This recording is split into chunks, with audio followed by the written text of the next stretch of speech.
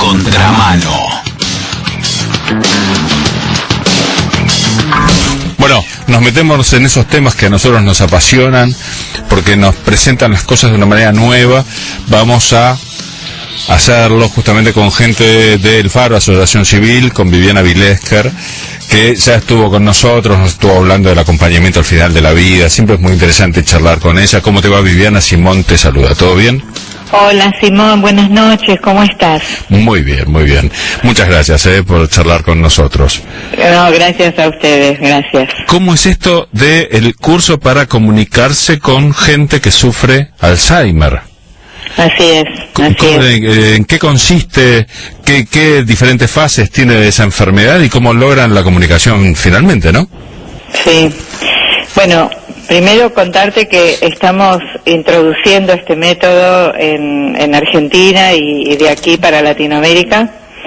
Es un método que enseña y que transmite recursos a todo aquel que lo quiera aprender, familiares, cuidadores, profesionales, para poder comunicarse con una persona que tiene un deterioro cognitivo importante, que ha sido evaluada y diagnosticada, y que fundamentalmente lo que permite es ingresar en el mundo interno de la persona, lo cual siempre es un desafío, porque una persona que padece una demencia, en particular Alzheimer, cambia la manera de comunicarse con el entorno, deja de reconocer a los seres queridos, pierde la memoria, no puede realizar las tareas que normalmente realizaba. Y corregime, y rompe, corregime que vos sos la que sabe y yo estoy manejándome de sentido común, rompe, no respeta, entre comillas, pobrecita,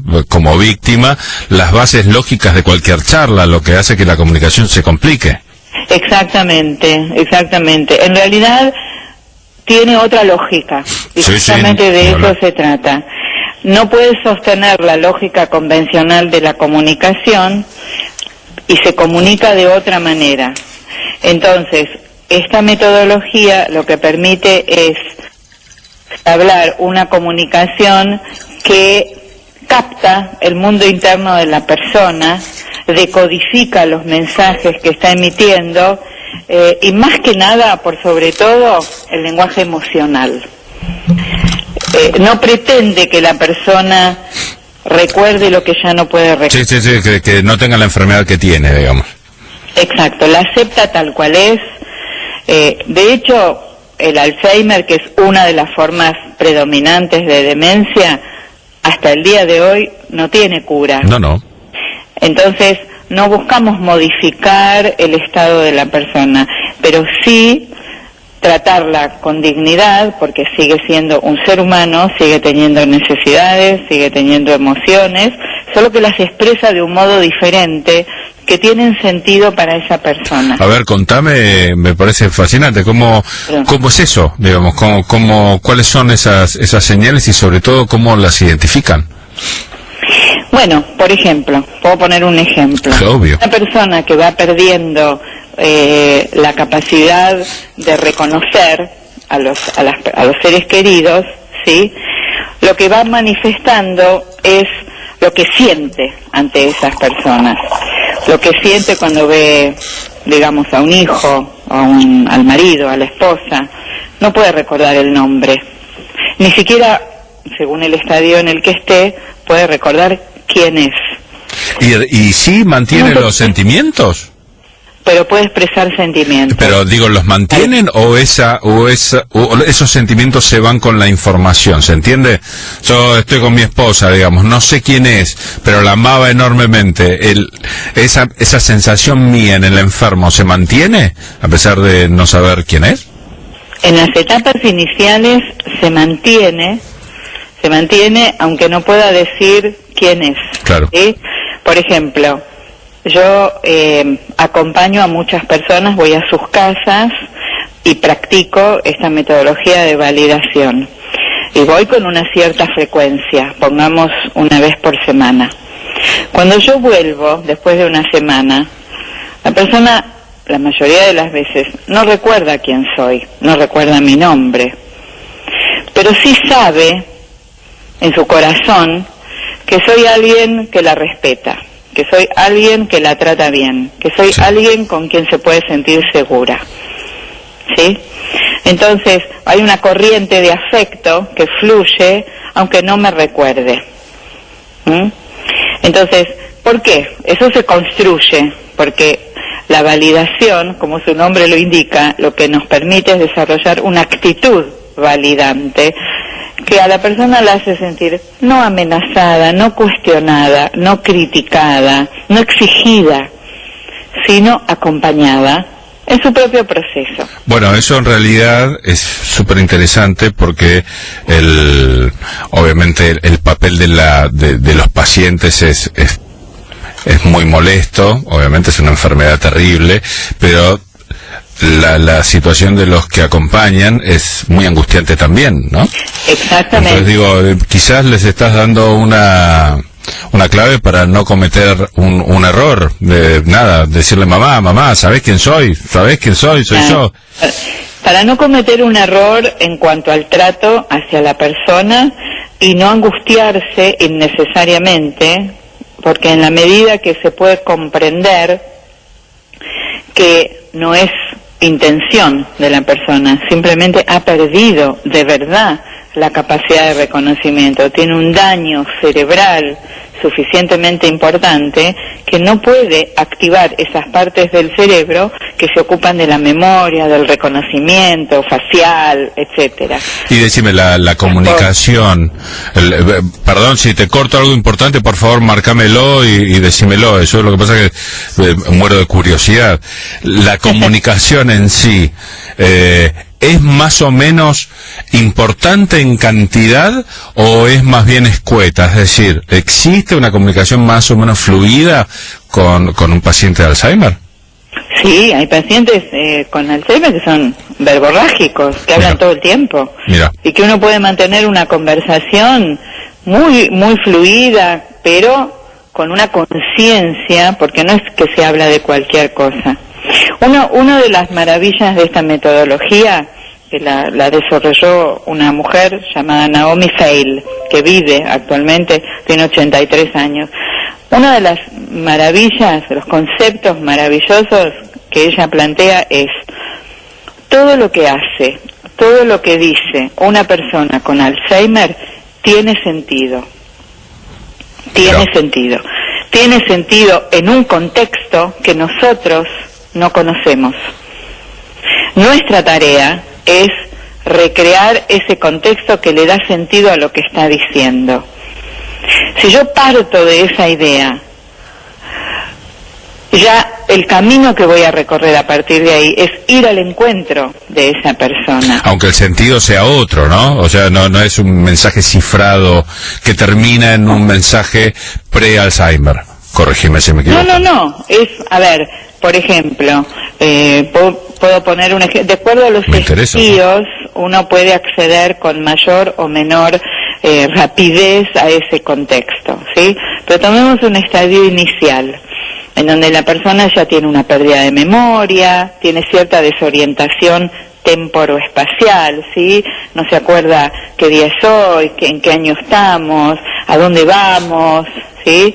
No recuerda qué hizo ayer, dónde puso las cosas. Pero puede hablar, puede escribir, puede leer, puede cantar. Todavía no perdió eso, ¿sí? Entonces, si yo entiendo lo que me está diciendo, porque lo puede expresar en palabras, pero no pretendo que haga lo que no puede, escucho el mensaje que me está diciendo, me está hablando de miedo, me está hablando de tristeza, me está expresando una necesidad de conexión, entonces yo me relaciono en ese nivel, escucho más allá de las palabras para captar la verdad emocional. Y básicamente tu respuesta también es más bien emocional, ¿o no? Exactamente. Okay. Y voy a acomodar mi comunicación, voy a hacer preguntas que están orientadas a alentar a la persona a que siga expresándose, ¿sí? No le voy a discutir, no le voy a decir, pero eso no es así. Claro. Eso no pasó ayer. Me da la sensación de que tiene algunos puntos en común con la comunicación que se tiene con los bebés, ¿viste? En etapas previas al lenguaje. Bueno, cuando uno observa a un bebé que no tiene el lenguaje, con una mirada de confianza en que por algo está llorando, por algo se mueve, por algo hace lo que hace, ya se abre a intentar comprender. Y aunque no capte totalmente la actitud, que es lo que se llama la actitud empática, ¿sí? Es la de captar lo que le está pasando al otro.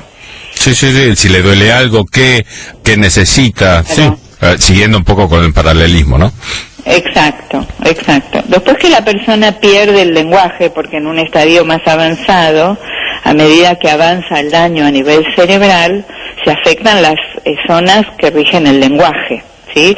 Entonces las personas ya en un estadio avanzado pierden la capacidad del habla, pierden la capacidad motriz, muchas veces, avanza el deterioro. Y decime, entre las etapas previas en las que existe el lenguaje, que es manejado de una manera completamente diferente a la convencional, y las etapas en las que ya el lenguaje no está más, ¿hay grandes diferencias en esta comunicación emocional? Es diferente la comunicación en cuanto a lo técnico, el concepto es el mismo. Claro, porque básicamente la emoción es la que se está comunicando y la que tiene que ser comprendida, ¿no? Exactamente, solo que la persona, en lugar de poner en palabras, lo va a poner en acciones, va a tener lo que se llaman movimientos repetitivos, ¿sí? ¿Tenés algún ejemplo como para que te sigamos más de esta comunicación paralela, por decirlo así? Sí, puedo poner un ejemplo de personas que yo acompaño. Por ejemplo, una persona que, si bien todavía mantiene el lenguaje, esto se observa, es interesante, el lenguaje se va haciendo cada vez más concreto, más acotado, ¿sí? Y repite frases permanentemente. Tiene como 2, 3 frases o temas, y a eso se reduce su comunicación. Pero esta persona, en su vida, tuvo un importante desarrollo en su profesión, ¿sí? Entonces, hoy, que está desorientada, ¿sí? Y que está con dificultades para comunicarse, ¿qué hace? Con su cuerpo reproduce acciones que remiten a lo que fue su profesión. En este caso estoy hablando de una persona que tuvo en su momento un instituto de belleza, ¿sí? Entonces, ¿qué hace? Hace como que peina, como que lava la cabeza, habla muy poquito. Entonces, ¿yo qué deduzco cuando miro a esta mujer? Que esta mujer está reproduciendo una escena que para ella fue significativa en su autoestima, gratificante en cuanto a su vida emocional, ¿sí? Muy importante en su identidad. Entonces, hoy que ha perdido la conexión con el resto del mundo o de las personas, va a ese lugar interno en ella, en donde de alguna manera podríamos decir fue feliz, ¿sí? Entonces, yo tengo que comprender esto y comunicarme desde ese lugar y decirle, ¿estás peinando? ¿Estás trabajando? ¿Te gusta trabajar? ¿Qué es lo que más te gusta de trabajar? ¿Has trabajado mucho? ¿Se entiende? Sí. ¿Y cuándo se creó este método?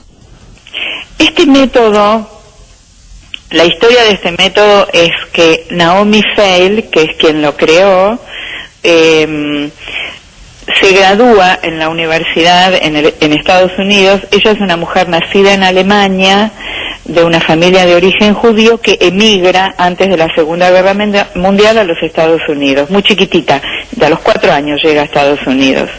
Y sus padres trabajaban en una residencia geriátrica, y ella se cría en el ambiente de las personas mayores. Cuando culmina sus estudios universitarios como trabajadora social, vuelve a trabajar al hogar que sus padres dirigían y administraban. Y en una primera etapa aplica todo aquello que aprendió en la universidad para el tratamiento de personas mayores, especialmente personas con Alzheimer, con demencia. Y poco a poco empieza a detectar insatisfacción con lo aprendido. Y un poco intuitivamente empieza a probar otro abordaje, sin saber en aquel momento que iba a fundar un método. Empieza a probar nuevas cosas. Entre los años 60 y 80 experimenta, lee. Ella siempre dice, primero hice y después busqué las teorías y las encontré. Y en el año 83 publica su libro, que se llama El Método Validación, y funda el Instituto de Validación que existe hasta el día de hoy, que es justamente la organización con la que hemos hecho el acuerdo desde el Faro para brindar aquí en Argentina la capacitación de este método. Desde la publicación del libro, el libro tiene varias ediciones, se ha traducido a muchísimos idiomas, es conocido en Europa, en Japón, en China, ¿sí? Y ahora llegando a Argentina y Latinoamérica. Mira, y decime, ¿quiénes están comenzando a tomar el curso? Aquí Sí. estamos recién difundiendo el curso. Todavía no lo... la idea nuestra es empezarlo en septiembre. Es un curso semipresencial, ¿sí? Bien. Va a ser dictado por un docente español que va a venir 2 veces para 2 encuentros presenciales, y el resto del curso se hace con apoyo de Internet. Bien, súper interesante. Ya después nos contarás Para cómo... facilitar para las personas que, especialmente en nuestra región, que es tan grande, para reducir los costos de la formación. Sí, ni hablar. Bueno, a ver, si querés, querés puntualizar algo que no haya salido en la charla que para vos sea importante, aparte de los datos del Faro, ¿no? Ni hablar. Yo lo que quisiera quizás destacar es que desde el punto de vista social, el Alzheimer es un desafío más que importante por la cantidad de personas que son diagnosticadas con esta enfermedad, y lo que me gusta muchísimo de este método es que lo pueden aprender todos aquellos que están en contacto con personas con Alzheimer, los familiares, los cuidadores y los profesionales, y que básicamente lo que brinda a aquellos que acompañan es el saberse en condiciones de comunicarse y llegar a disfrutar de estar con la persona, porque tener con qué da mucha amplitud para acercarse. Cuando uno se siente sin recursos se aleja, y esto es lo que pasa obviamente, por definición, con las personas con demencia. ¿Es para todo tipo de demencia o el Alzheimer nada más? El método completo con todas sus técnicas es más que nada para personas con Alzheimer. Y algunos elementos, y especialmente todo lo que tiene que ver con las actitudes, es para todo tipo de demencias. O sea, la actitud validante es válida para cualquier demencia. Y las técnicas específicas de comunicación verbal y no verbal son indicadas para el Alzheimer, que es el 75% de las demencias, ¿sí? Ok, es un dato que no tenía fresco, claro, la gran mayoría, digamos. Exacto. Bueno, y aparte, pasar tus datos, que nada, vale mucho la pena. Obviamente esto se enmarca dentro de los acompañamientos, corregime, sí, obviamente, sí, que ustedes hacen a gente que está transitando el final de su vida. Exacto. Y bueno, y aparte en este caso también a aquellos que tienen esta enfermedad, ¿verdad? Claro, porque como nuestra tarea en general en la asociación es acompañar a personas en el final de la vida y a sus familiares, estamos incluyendo este método que tiene esta riqueza. Sí, aparte realmente debe ser súper valioso también para aquellos que rodean al paciente, a la paciente, porque deben ser muy sufridos sus roles, sin querer, ¿no? Sin que nadie tenga la culpa. No, es que el familiar que al quien le toca esto, hijos, cónyuges, vive un duelo, porque es lo que se llama un duelo ambiguo, ¿sí? La persona está, el cuerpo está, pero faltan muchos aspectos que definían ese vínculo. Totalmente. Entonces, lo que permite validación es recuperar el vínculo, dejar ir todo lo que se fue y mantener un vínculo de persona a persona. Ahí hay un ser humano, ¿sí? Puede que no recuerde que es tu mamá o tu esposa, pero es un ser humano que necesita cariño, respeto. Es un ser humano que vos amás, así que sí, digo, todas las condiciones, si ustedes dan las herramientas, todas las condiciones están perfectamente planteadas como para que salga bien. Tal cual, esa es la idea, sí. Bueno, me encantó. A ver, decime cómo puede contactarse alguien. Sí, las personas que estén interesadas en saber más acerca de esto y sobre el curso, nos pueden mandar un correo electrónico a proyectoelfaro@gmail.com, escribirnos por nuestro Facebook, que es El Faro Asociación Civil, y tenemos un Facebook especial para validación. De cualquiera de esas maneras se van a comunicar con nosotros y les vamos a dar información ampliada sobre el método, sobre la capacitación, artículos, videos, mucho material. También vamos a hacer presentaciones aquí desde el Faro, virtuales y presenciales, para todos aquellos que quieran saber un poquito más. Brillante, Viviana. Muchas gracias por habernos contado y que tengan mucho éxito con este nuevo curso. Muchísimas gracias a vos, Simón. Buenas noches. Por favor, un abrazo grande. Acabamos de hablar con Viviana Vilescar de El Faro Asociación Civil.